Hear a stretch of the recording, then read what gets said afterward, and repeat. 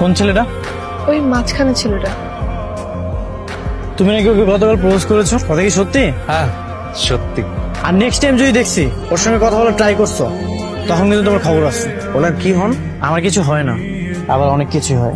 তাহলে আর কি, সবকিছু বাদ। যে মেয়ে অন্য ছেলের অনেক কিছু, তার সাথে কথা না বলাই ভালো। কি বললি তুই? চুপ।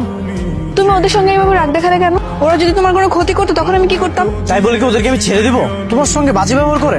আমি না বুঝি না, যেই আমার সঙ্গে একটু খারাপ ব্যবহার করে তুমি তার সঙ্গে রেগে যাও কেন? তোমার প্রতি আমার একটা দায়িত্ব আছে না? কি দায়িত্ব? তোমার ভালো মন্দ দেখা। তোমার যদি কোনো ক্ষতি হয়ে যায় সেটা তো আমারও ক্ষতি। আমার মা বলেছে আমি যেন তোমার সঙ্গে বেশি ঘোরাঘুরি না করি। কেন?